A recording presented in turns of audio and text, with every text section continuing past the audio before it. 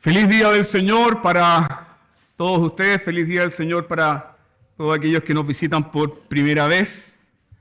Estamos ya finalizando esta serie de predicación sobre los 5 puntos del calvinismo, o conocidos como doctrinas de la gracia. Y concluimos hoy con el último punto, el 5.º punto, que es la perseverancia de los santos. La perseverancia de los santos, o santos perseverantes, o seguridad de la salvación. Así que te invito, hermano, a disponer tu corazón y ser consolado por esta preciosa doctrina. Para ello vamos a leer la palabra de Dios en el Salmo 73. Salmo 73, desde el verso 21 al 26. Y escogí este pasaje porque es una ilustración, es como una especie de parábola viva de qué es lo que es la perseverancia de los santos, precisamente en el Antiguo Testamento, como nos gusta a los presbiterianos, desde el Antiguo Testamento.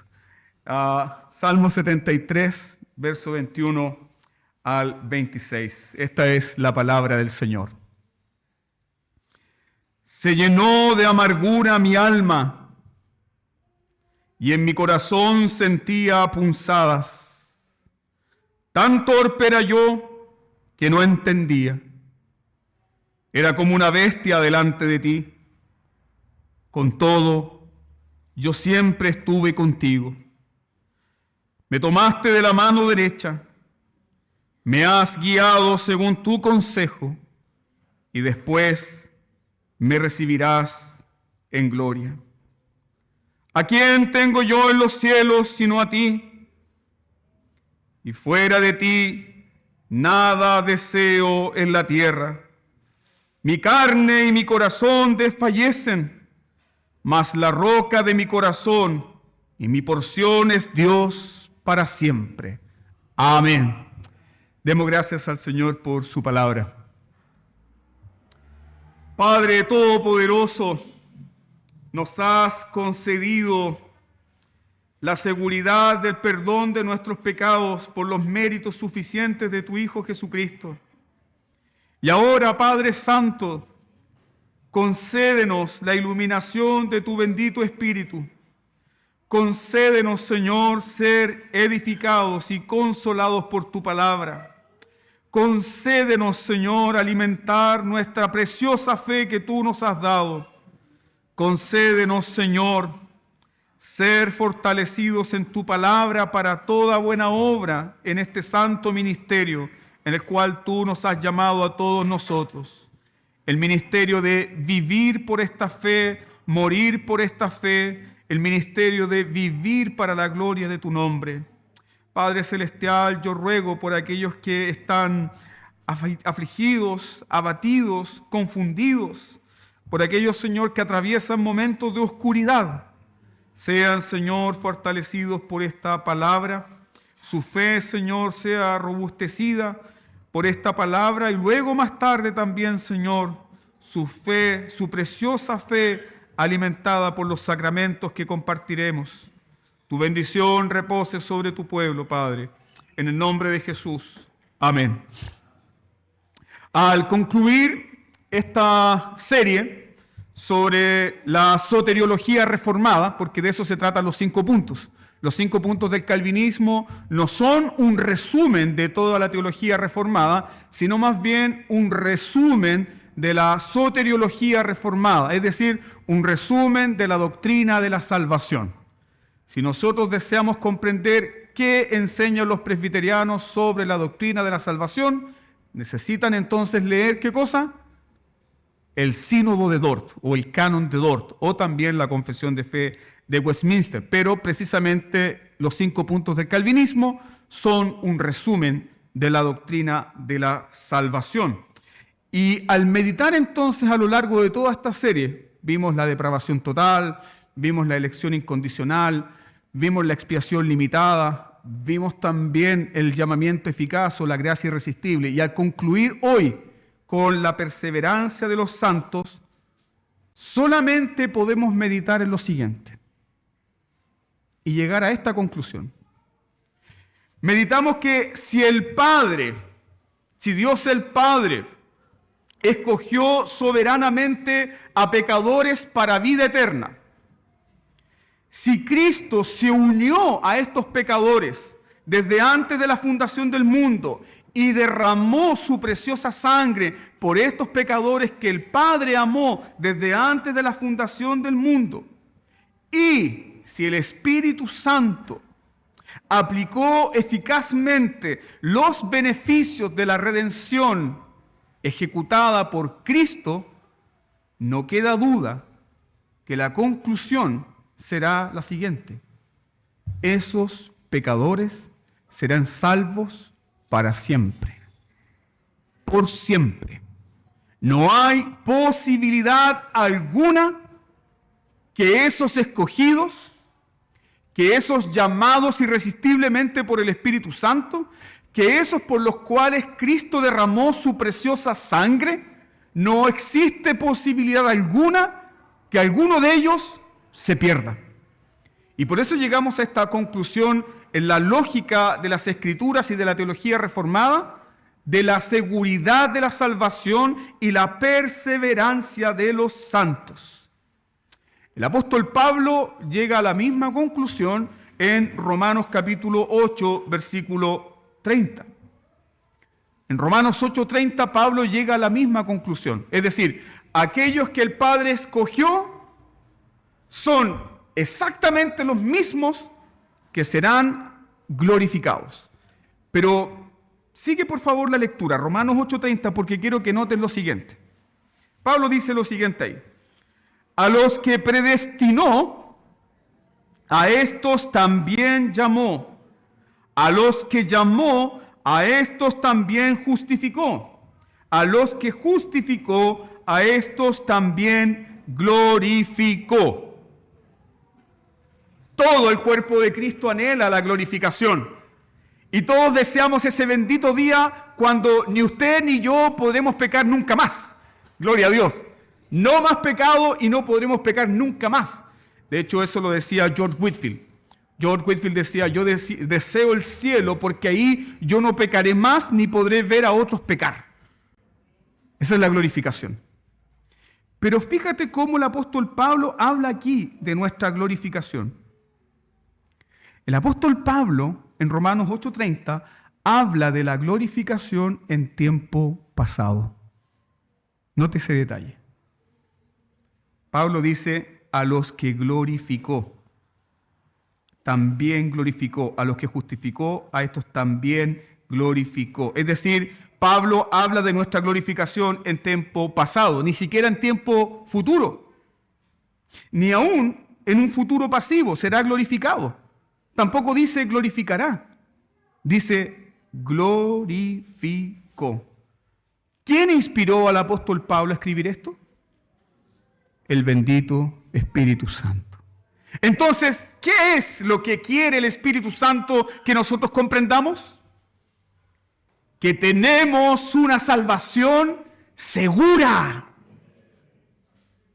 Por eso el Espíritu Santo inspiró estas palabras. El Espíritu Santo inspiró, glorificó, también glorificó. La seguridad de la salvación es tan real que el Espíritu Santo la escribió como si ya hubiese sucedido.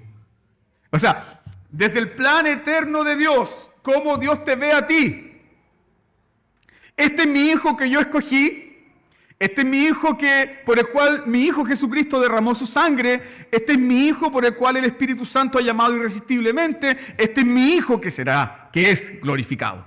Es decir, desde la eternidad se ve el plano completo. Y eso es lo que el Espíritu Santo inspiró al apóstol Pablo. Por lo tanto, ¿dónde está el fundamento de la perseverancia de los santos? El fundamento de la perseverancia de los santos no descansa en las fuerzas del creyente. El fundamento de la perseverancia de los santos no está en la fuerza de los santos, ni en la fuerza del creyente, como enseña el arminianismo. La perseverancia de los santos está anclada, cimentada y fundamentada en el Dios eterno, el Dios todopoderoso, el Dios que dice lo siguiente: aquel que comenzó en nosotros la buena obra, la perfeccionará hasta el día de Jesucristo. ¿Quién comenzó esa buena obra en ti? No fuiste tú, no fueron tus padres, no fue la iglesia, fue el Dios eterno, que eligió libre y soberanamente amarte antes de la fundación del mundo. Ahí descansa la perseverancia de los santos. Permíteme citarte la Confesión de Fe de Westminster, el capítulo 17, el primer artículo, dice: aquellos a quienes Dios ha hecho aceptos en el amado y ha llamado eficazmente y santificado por su Espíritu, no pueden caerse total ni finalmente del estado de gracia, sino que ciertamente perseverarán hasta el fin y serán salvos eternamente. Es decir, aquellos escogidos van a perseverar hasta el fin. Jesús nos dice: y el que persevere hasta el fin, ese será salvo. ¿Quiénes son los que serán salvos? Los que perseveran hasta el fin. Ahora, ¿quiénes son los que van a perseverar hasta el fin? Aquellos que el Padre amó, aquellos por los cuales el Hijo murió y aquellos por los cuales el Espíritu Santo se derramó. Ellos, y solamente ellos, perseverarán hasta el fin.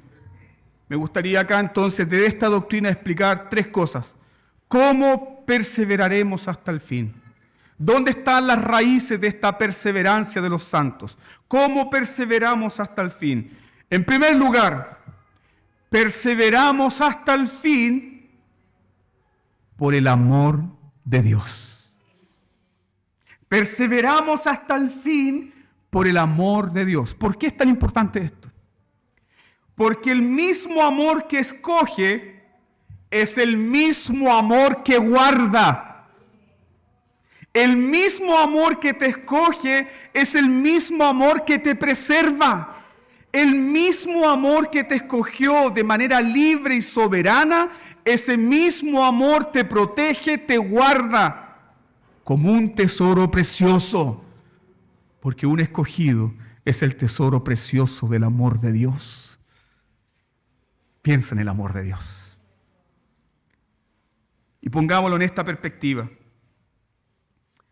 La madre, dice Isaías, la madre se puede olvidar del fruto de su vientre y despreciar a un hijo y abandonarlo y darlo en adopción. Una madre puede tomar un hijo y tirarlo en un tarro de basura. Sí, hermanos, en este mundo cruel sucede eso. Una madre puede tomar a su propia hija y darla en prostitución. Eso sucede en este mundo caído. Una madre se puede olvidar del fruto de su vientre, pero Dios no olvida el fruto de su amor elector. Dios no puede olvidar el fruto de su amor elector. Su amor elector no es un amor frío, no es un amor mecánico, es un amor lleno de compasión, lleno de bondad, lleno de gracia, lleno de misericordia. Por eso el profeta Isaías, cuando le habla a Israel del Antiguo Testamento, habla del amor elector de Dios diciendo lo siguiente: con amor eterno te he amado. Como consecuencia, ¿qué ocurrió? Por tanto, te prolongué mi misericordia. Cuando estabas lejos de Dios, cuando no amabas a Dios, cuando no te interesabas por Dios, ¿Quién estaba guardando tu vida? ¿Quién estaba preservando tu vida en un mundo de dolor, en un mundo de vicio, en un mundo de destrucción, en un mundo de oscuridad? Era el bendito y soberano amor elector de Dios. Con amor eterno te he amado, por lo tanto te prolongué mi misericordia. Y ahora, como hijo de Dios, tú puedes mirar hacia atrás en tu vida y decir: en este momento yo debí haber sido destruido. En este momento mi vida debe haber sido consumida por mis propios pecados. Pero el amor elector de Dios me guardó y me preservó. Ese mismo amor elector de Dios preserva a los salvados. El mismo amor que escoge es el amor que preserva. Este amor, entonces, hermanos, es inmutable. Y al ser un amor inmutable, es la garantía de que el creyente no se perderá. Pensemos lo siguiente. ¿Tú le puedes dar garantías a Dios de que no le vas a fallar? Pero Él te da una garantía eterna de que no te fallará a ti. ¿Dónde descansa entonces tu seguridad? ¿Dónde descansa entonces tu seguridad? Nuestra seguridad y perseverancia en la salvación descansa en este amor inmutable, descansa en este amor que es libre y soberano, en este amor que no busca méritos. Porque si Dios estuviese buscando un mérito en ti para amarte, nunca, jamás te hubiese amado, jamás. ¿Por qué? ¿Qué nos dicen las Escrituras? Primera de Juan, capítulo 4, versículo 10. En esto consiste el amor. En esto consiste el amor. No en que nosotros hayamos amado a Dios, sino que Él nos amó a nosotros y envió a su Hijo en propiciación por nuestros pecados. Es un amor libre y soberano. Pero también es un amor, escúcheme bien, que excluye todo mérito y toda obra. Este amor excluye todo mérito y toda obra. Por eso los publicanos, por eso los pecadores, por eso las rameras, dijo Jesús, pueden entrar al reino de los cielos. Por este amor libre y soberano, por este amor que excluye todo mérito. ¿Cómo sabemos que es un amor que excluye todo mérito? Romanos capítulo 5, versículos 8 y 10. Mas Dios muestra su amor para con nosotros en que siendo, ¿qué? Aún pecadores, Cristo murió por nosotros. Pero regocíjate en esto, porque Pablo continúa. Pues mucho más. Es decir, nos gozamos en la muerte de Cristo, sí, por nosotros pecadores, pero Pablo dice esto: mucho más, estando ya justificados en su sangre, por Él seremos salvos de la ira. Porque si siendo enemigos fuimos reconciliados con Dios por la muerte de su Hijo, mucho más estando reconciliados seremos salvos por su vida.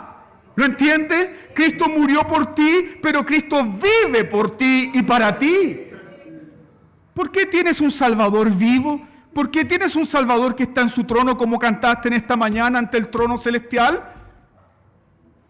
Por el amor libre y soberano de Dios, al cual no podías hacer nada para recibir. Entonces, hermanos, la perseverancia de los santos no depende de méritos, sino de ¿qué? Del libre amor de Dios. El amor que escoge es el amor que preserva. Los santos perseverarán, los santos están seguros. ¿Por qué? Por el amor de Dios, por el amor del Padre. Te pregunto en esta mañana, si Dios te amó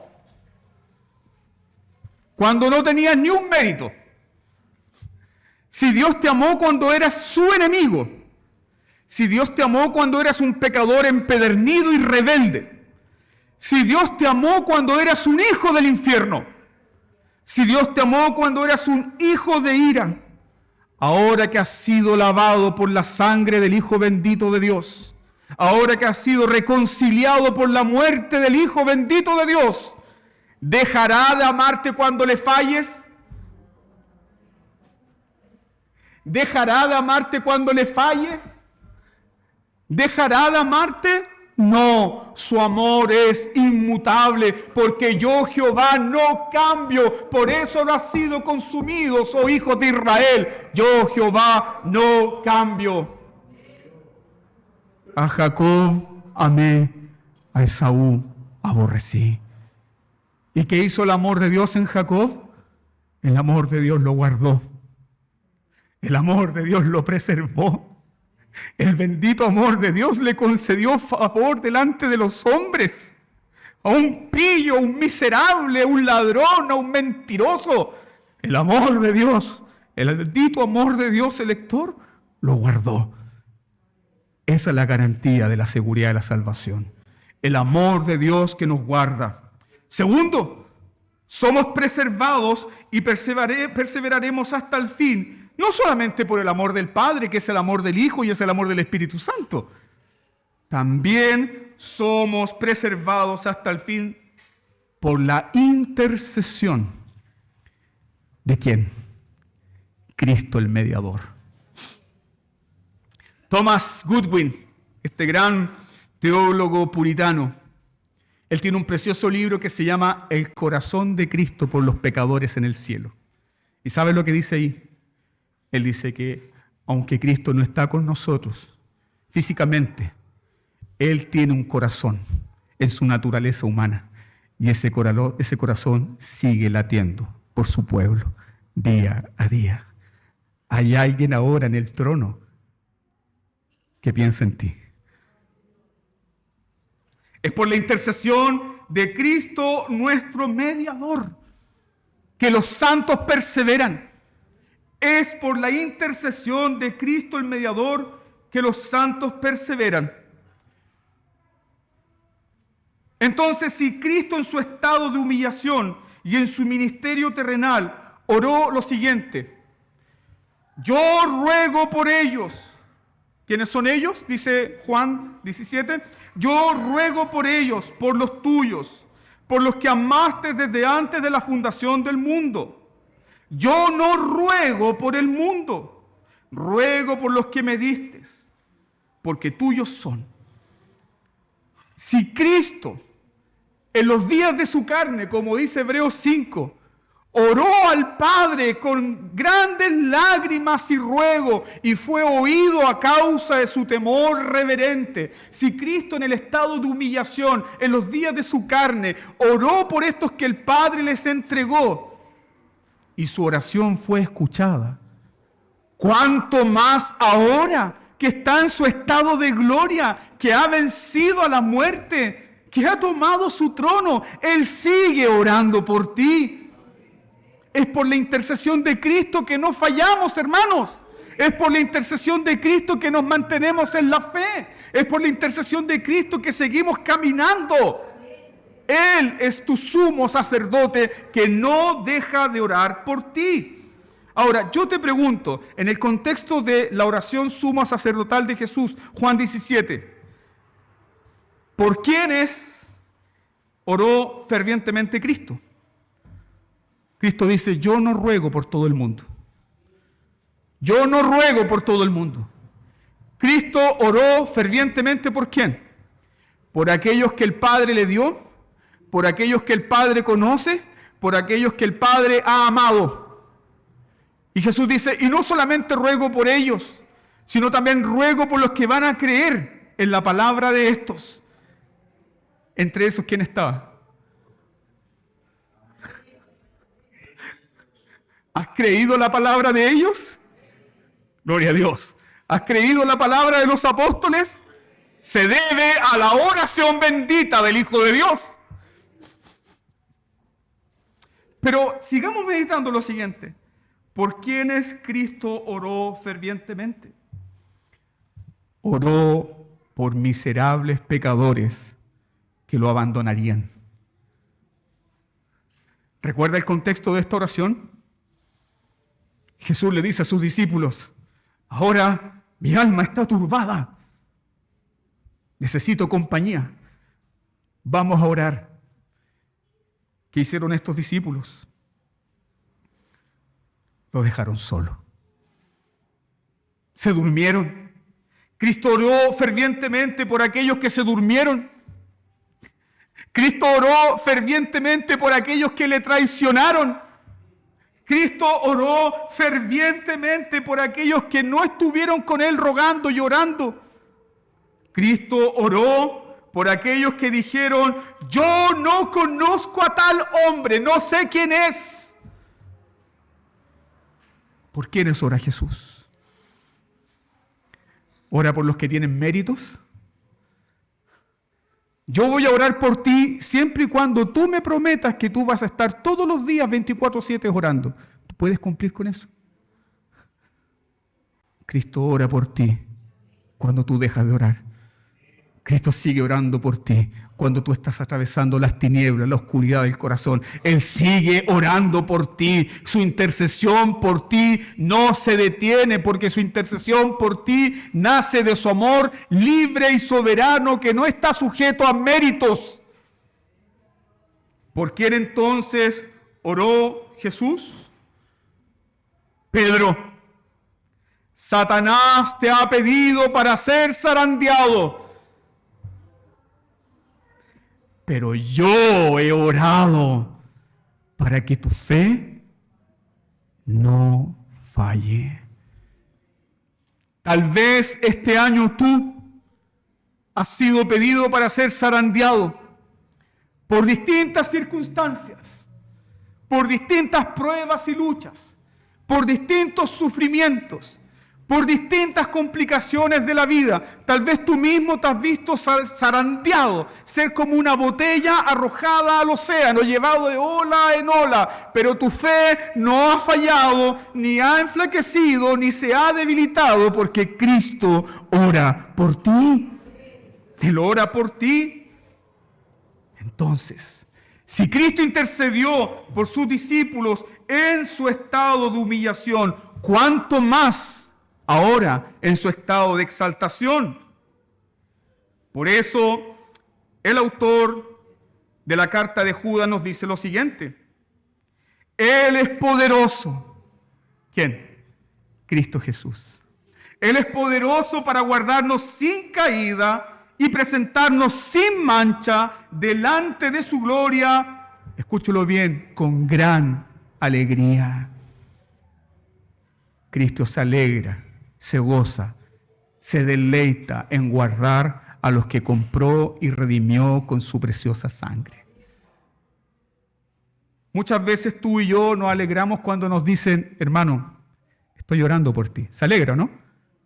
¿Se siente reconfortado cuando le dicen: estoy orando por ti? Tu corazón debiese arder en este momento al escuchar que el Hijo de Dios ora por ti. Él está orando por ti. Él está orando por ti.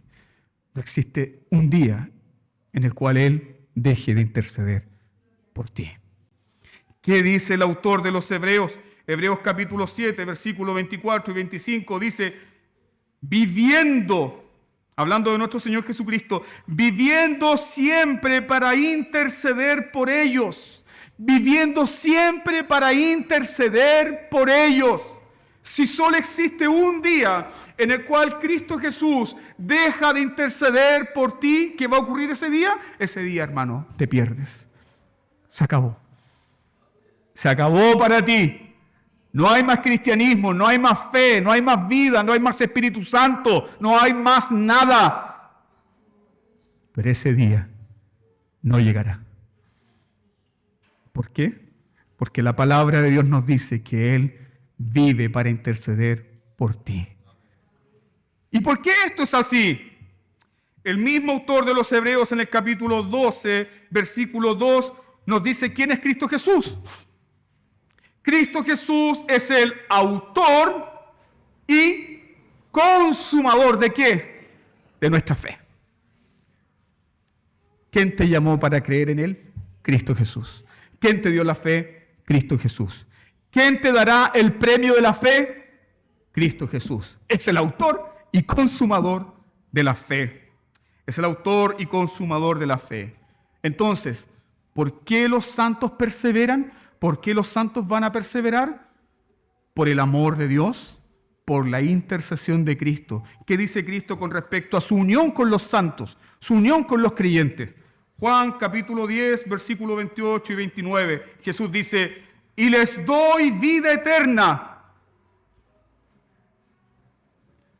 Y les doy vida eterna. Y nunca perecerán. Nadie los arrebatará de mi mano. Mi Padre que me los dio es más grande que todos y nadie puede arrancarlos de la mano de mi Padre. Estás guardado por la mano del Padre, estás guardado por la mano del Hijo. Nadie te podrá arrebatar de ahí. ¿Tienes tú la desfachatez entonces de levantar una calumnia contra el Hijo de Dios y decir que el Hijo de Dios puede perder a uno de los que el Padre le dio? No, no podemos. No podemos cometer tal insensatez. No podemos. No podemos calumniar un sacrificio tan grande, una salvación tan grande. Pero no solamente somos preservados y no solamente los santos perseveran por la intercesión del Hijo. Hay algo más. ¿Quién más te guarda? El bendito Espíritu Santo. El glorioso Espíritu Santo. Sin el Espíritu Santo no tenemos fe. Sin el Espíritu Santo no tenemos arrepentimiento. Sin el Espíritu Santo no tenemos deleite en Cristo. Sin el Espíritu Santo no tenemos entendimiento del Evangelio. Sin el Espíritu Santo no comprendemos la palabra. Sin el Espíritu Santo no comprendemos los sacramentos. Sin el Espíritu Santo, hermano, no tenemos comunión de los santos.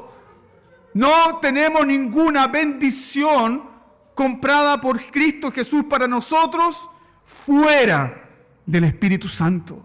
Es el Espíritu Santo quien aplica la obra redentora de Cristo Jesús en el corazón del pecador. Es el Espíritu Santo que nos da fe y arrepentimiento. Para el arminiano, primero es la fe y luego el nuevo nacimiento. Para los calvinistas, ¿qué es primero?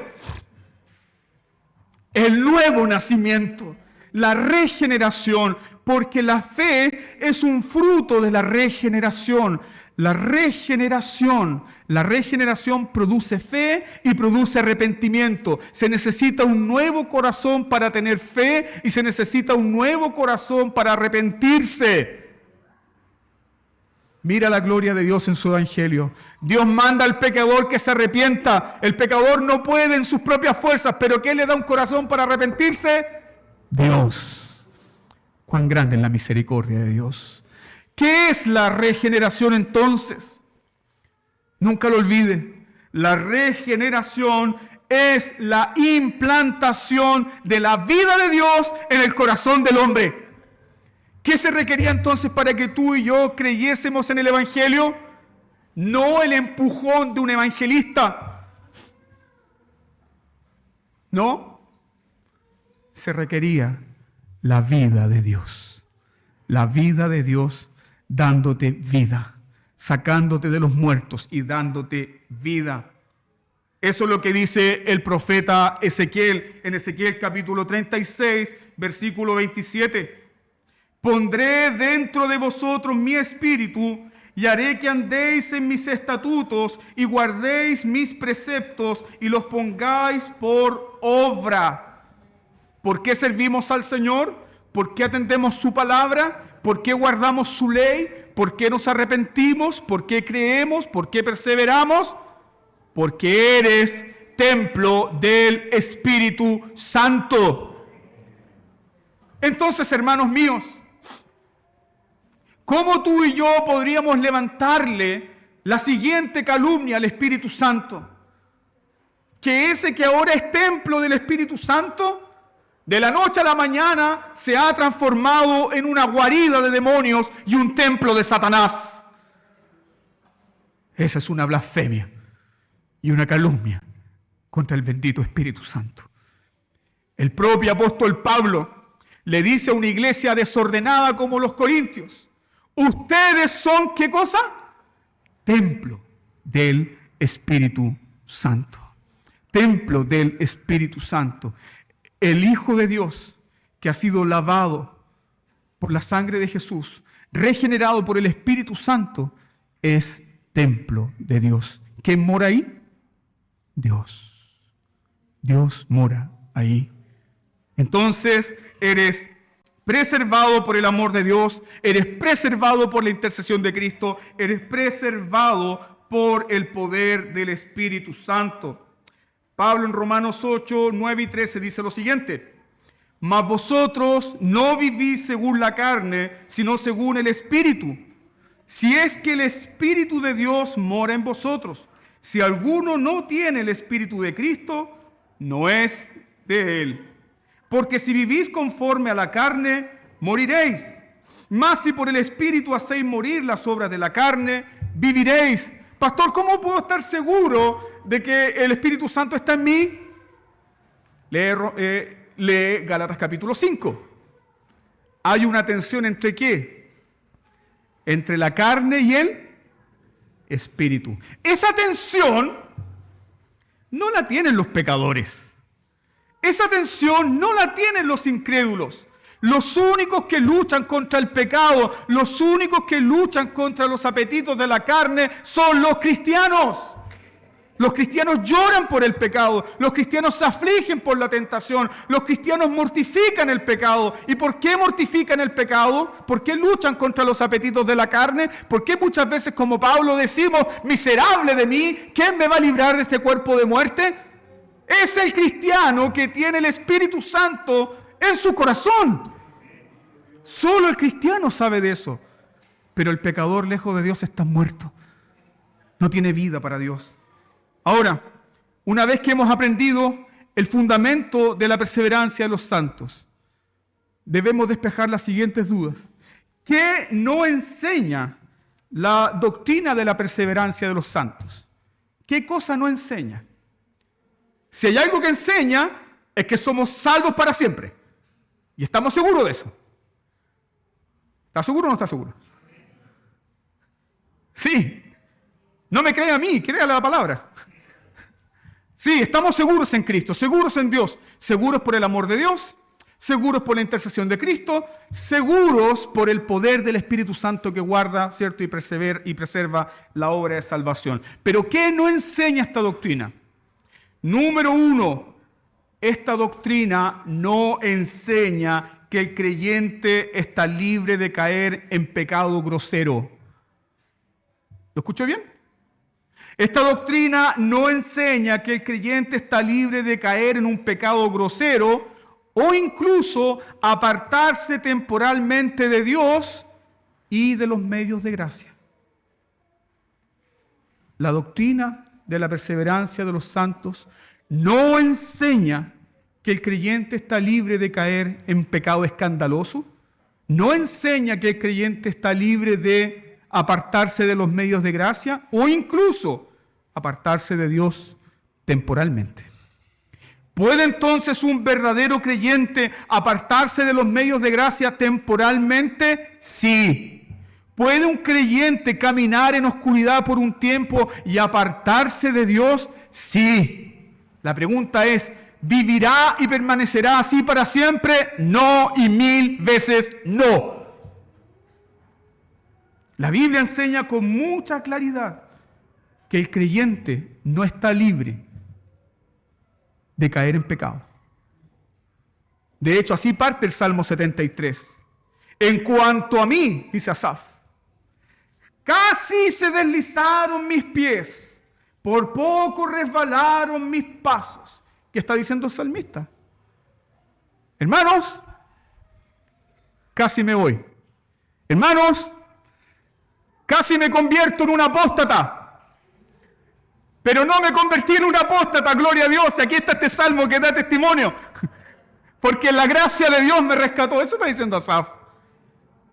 Cuando meditamos en la vida de los santos en el Antiguo Testamento, nos damos cuenta que hay tiempos donde la vida espiritual parece débil. Hay tiempos donde la vida espiritual parece fría. Hay tiempos donde nuestro amor y nuestro afecto por Cristo se enfría, ¿o no? Muchas veces nos enfriamos, como Éfeso. Muchas veces dejamos nuestro primer amor. Muchas veces, como Noemí, podemos abrir nuestra boca contra el cielo, llenarnos de amargura por las pruebas, por las circunstancias difíciles y creer que Dios nos está maldiciendo. ¿Has pasado por ese terreno? El que es cristiano lo sabe. ¿Cuántas veces hemos creído que la mano del Señor está sobre nosotros para hacernos el mal? Cuando lo único que estaba haciendo el Dios bendito era el bien. Y solamente el bien. Como Noemí podemos llenarnos de amargura. Incluso como Asaf. Podemos ver la prosperidad del impío y podemos abrir nuestra boca contra el cielo. Y mira el Salmo 73, versículo 13. Y pecar de esta forma. ¿Qué dice el versículo 13?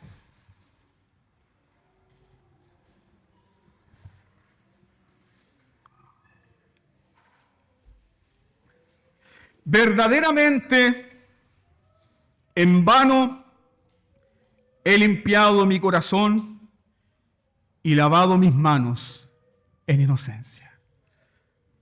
Esto no lo está diciendo un impío. Esto no lo está diciendo un pagano. Esto no lo está diciendo, escúcheme bien, un neófito en la fe. Esto lo está diciendo un teólogo del Antiguo Testamento. Un director de coro del del primer templo. Alguien que conocía la teología del Antiguo Testamento. Alguien que conocía las Escrituras. Alguien que conocía al Dios de Israel. Alguien que tenía el llamado de dirigir en la adoración al pueblo del pacto. Y ese mismo hombre, con todo ese conocimiento de Dios, sintiendo envidia de los impíos, ese mismo hombre abre su boca contra el cielo, contra Dios, y dice, parece que en vano es servirte. ¿Lo has dicho tú?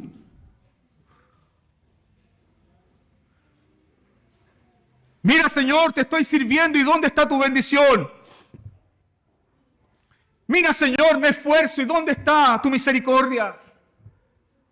Mira, Señor, parece que me dedico más a ti y los problemas aumentan. Parece que en vano ha sido servirte. Parece que en vano ha sido limpiar mi corazón y guardar mi corazón y mis manos en inocencia. Esos tiempos oscuros los vive el cristiano. Y la perseverancia de los santos no elimina esas temporadas oscuras. Pero ¿qué te enseña la perseverancia de los santos? Que tú vas a triunfar sobre ellas. 7 veces cae el justo y le levantará a Jehová. ¿Cómo no gozarse en eso, hermano? ¿Cómo no alegrarse en eso? Esa es la experiencia de Asaf.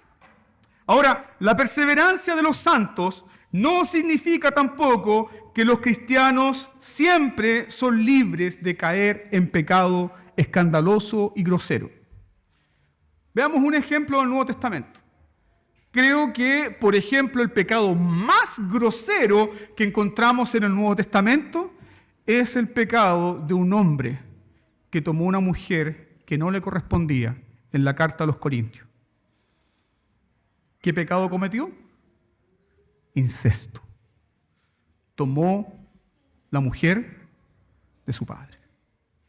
¿Qué hizo Pablo con los ancianos de Corintios? Con ese hombre, ¿qué dijeron?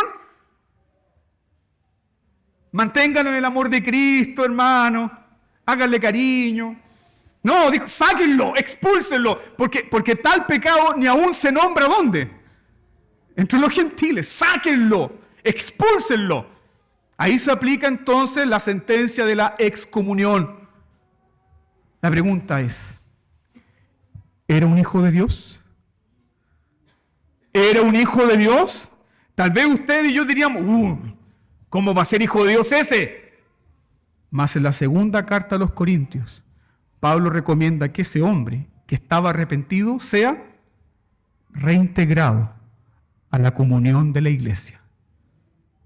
Cuán grande y asombrosa es la gracia de Dios y la perseverancia de los santos.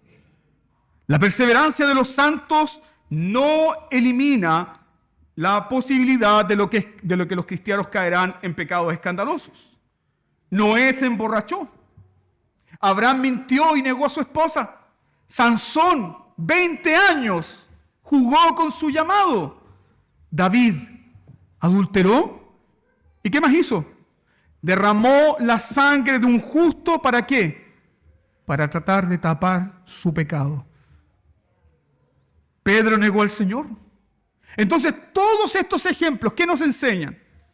Todos estos ejemplos nos enseñan que los mejores creyentes pecan. Y pueden pecar escandalosamente. Sí, hermanos, pueden pecar escandalosamente, pero ¿caerán de la gracia y apostatarán para siempre? No, porque el amor elector les guarda, porque la intercesión de Cristo les guarda, porque el poder del Espíritu Santo que está en ellos les guarda. No caerán para siempre. ¿Cuántas veces tú has pensado, los santos que están en el cielo, ellos están felices y seguros, y nosotros aquí a patás con el águila? ¿Lo has pensado, no? Los santos en el cielo están felices y seguros. La respuesta es sí. Los santos en el cielo están felices porque ya están libres ¿de qué? ¿De qué están libres ellos? De la presencia del pecado. La pregunta entonces es, ¿están más seguros los santos del cielo que los santos de la tierra? No, porque la misma gracia que preservó a estos santos para que llegaran al cielo y estén ahí felices, excluidos ¿de qué cosa? De la presencia del pecado, es la misma gracia que te está preservando a ti hoy. ¿Gozas de qué? De la misma seguridad. Tienes la misma seguridad de aquellos que están en la presencia del Señor. Ahora, ellos sí son más felices, por cierto, porque están excluidos de la presencia del pecado. Nosotros todavía luchamos ¿con qué? Con la presencia del pecado, pero salvos y seguros. Déjame recordarte lo que el apóstol Pablo dice y dónde descansa esta seguridad. 2 Corintios 4:7. Tenemos este tesoro en vaso de ¿qué? Soy de porcelana, pastor. Tenemos este tesoro en vasos de barro. Hermano mío, eres barro. Eres barro que se quebranta. Eres barro. Tenemos este tesoro del cielo, ¿dónde? En vaso de barro. ¿Para qué, dice Pablo? Para que la excelencia del poder sea de Dios y no de nosotros. Y no de nosotros. Entonces, cuando llegue tu día de partir, ¿qué vas a decir? Solo fue tu gracia. Solo fue tu gracia. Solo fue tu gracia y nada más que tu gracia. La perseverancia de los santos también no enseña que el cristiano será libre de todo peligro. No, vamos a enfrentar peligros. Porque Pablo dice que somos contados como ovejas de matadero. Vivimos en un mundo que odia a Cristo y también nos odia a nosotros. Tenemos lucha contra principados y contra potestades. Tenemos lucha contra huestes de maldad que intentan destruirnos y engañarnos. Pero la perseverancia de los santos, ¿qué nos enseña? Mira por favor Romanos 8:35. ¿Quién nos separará del amor de Cristo? ¿Quién nos separará del amor de Cristo? tribulación o angustia, o persecución o hambre, o desnudez o peligro o espada. Nada de esto te podrá separar del amor de Cristo. Seguridad total. Ninguna de estas cosas podrá destruir la obra de Dios que Él comenzó en nosotros. Cuando uno lee Apocalipsis, llega un momento en que Juan ve una gran multitud y Juan pregunta, ¿quiénes son estos? Estoy citando Apocalipsis capítulo 7. Se le responde a Juan lo siguiente: estos son los que han salido de la gran tribulación y han lavado sus ropas y las han emblanquecido en la sangre del Cordero. ¿Los cristianos sufriremos? Sí. ¿Los cristianos pasaremos aflicción? Sí. ¿Los cristianos sufriremos en este mundo tribulación? Sí. ¿Los cristianos seremos derrotados por esto? No. Perseverancia de los santos hasta el fin. La perseverancia de los santos, hermanos, tampoco elimina la incredulidad ni la oscuridad del corazón. Eso es lo que vemos en el Salmo 73. ¿Con qué tuvo que luchar Asaf? Con la incredulidad y con la oscuridad de su propio corazón. Su mente fue afectada por la oscuridad de su propio corazón. El versículo 21 y 22 nos dice que en Asaf se llenó de amargura su alma, en su corazón sentía punzadas. Luego Asaf dice, tan torpe era yo, no entendía, era como una bestia delante de ti. Es decir, el cristiano pasa por esos momentos de oscuridad, ¿o no? Donde no discierne, donde no comprende, donde no entiende el plan de Dios. ¿Y qué piensa el cristiano? El Señor se apartó de mí. El Señor ha puesto su mano contra mí. El Señor me está castigando por los pecados de mi juventud. Y todas esas cosas que surgen del corazón del cristiano. Como una bestia delante de ti. Sin embargo, en medio de esa oscuridad espiritual, ¿quién sostuvo a Asaf para que no cayera más profundo y más profundo y más profundo? ¿Quién lo sostuvo? Mira, por favor, lo que dice ahí el Salmo. Con todo, yo siempre estuve contigo. Versículo 23. ¿Te has preguntado qué significa ese con todo yo siempre estuve contigo? Cuando yo levantaba mi lengua pecaminosa contra mi Dios y lo calumniaba y decía, ¿dónde está Dios? ¿Qué estaba haciendo Dios? Él me estaba sosteniendo. Por un lado, Asaf dice, hermanos, por poco resbalaron mis pasos. Por un lado Asaf dice eso, casi mis pies dan al resbaladero. Pero por el otro lado, Dios, ¿qué dijo? No dará tu pie al resbaladero, ni se dormirá el que te guarda. ¿Quién lo sostuvo? Dios. La perseverancia de los santos nos enseña entonces que Dios preserva a los suyos para que no sean consumidos por la propia oscuridad del corazón. Porque aún estamos en la presencia del pecado. Aún no somos librados de ellos, hermanos. Seremos librados un día, pero ahora estamos luchando contra el pecado, contra la presencia del pecado. Entonces, queridos hermanos, no hay forma alguna en la que los hijos de Dios puedan apartarse de la gracia y caer en las profundidades del pecado para alejarse de Dios para siempre. Salmo 94, versículo 18. Cuando yo decía, mi pie resbalaba, tu misericordia, oh Jehová, me sustentaba. ¿Cuántas veces has pensado eso? ¿Quién ha estado ahí sustentándote? Siempre. En medio de esa oscuridad, en medio de esa incredulidad, en medio de incluso de las calumnias que han salido de tu boca y en tu corazón contra Dios, el amor fiel de Dios, el amor elector de Dios, la intercesión de Cristo, el poder del Espíritu Santo guardando al creyente. Finalmente, Asaf comprende que la vida de la fe es una vida guardada por Dios de principio a fin. Mírelo por favor en el versículo 24. Y versículo 23, la última parte. Me tomaste de la mano derecha. Me has guiado según tu consejo. Y después me recibirás en gloria.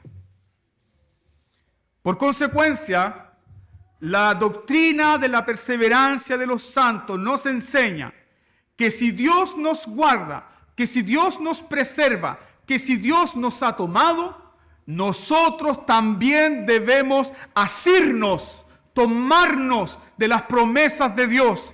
Y eso es justamente lo que hace Asaf en el versículo 28. Pero en cuanto a mí, el acercarme a Dios es el bien. He puesto en Jehová el Señor mi esperanza para contar todas tus obras.